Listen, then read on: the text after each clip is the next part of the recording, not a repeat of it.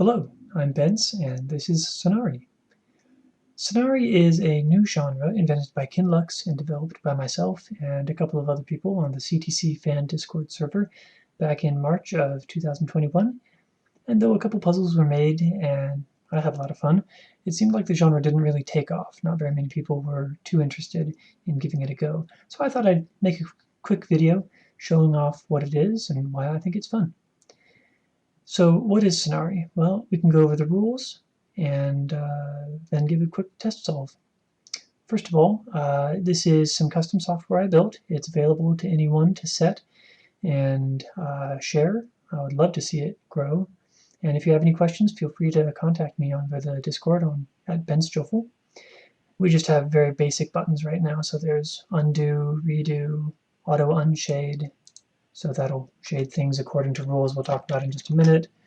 Clear shading basically restarts like that. You can save changes.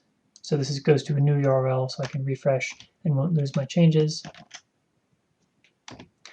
And then entering edit mode, which we might get into later. So let's get into the rules of Sonari. It's a shading puzzle in which you want to shade exactly one cell on each line along each of the three axes. So for example, if I determine that this one is shaded, then I know that all of these cells along the axes must be unshaded. It's a little bit like a single star battle in that way. As soon as you place one, you know that everything else in that row or column is taken care of. So that's the first rule, got to shade exactly one in each row. Then we have the clues here.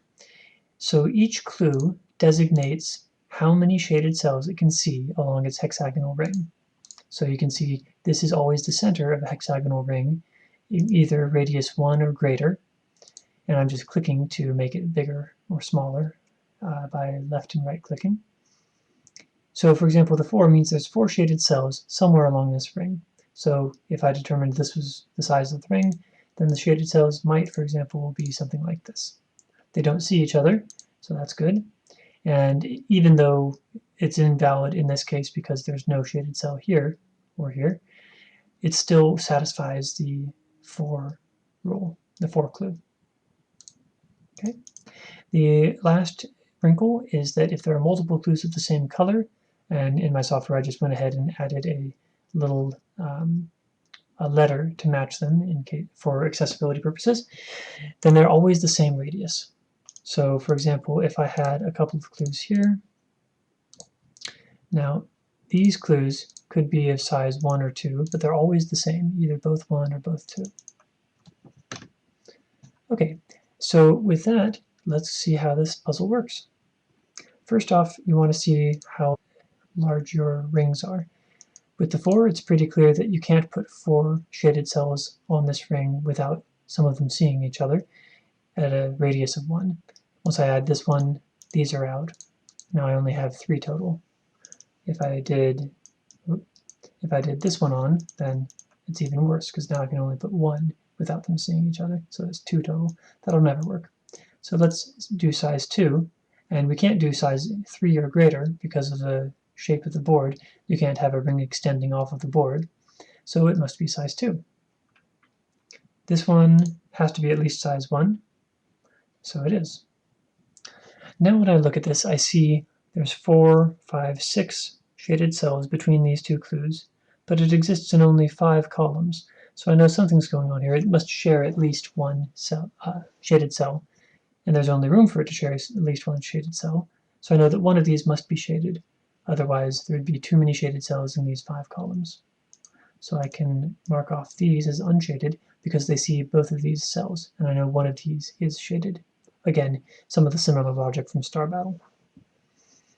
Then I notice that because they share only one cell, there's 5 in 5 columns, so every other cell that is not part of these 2 clues must be unshaded.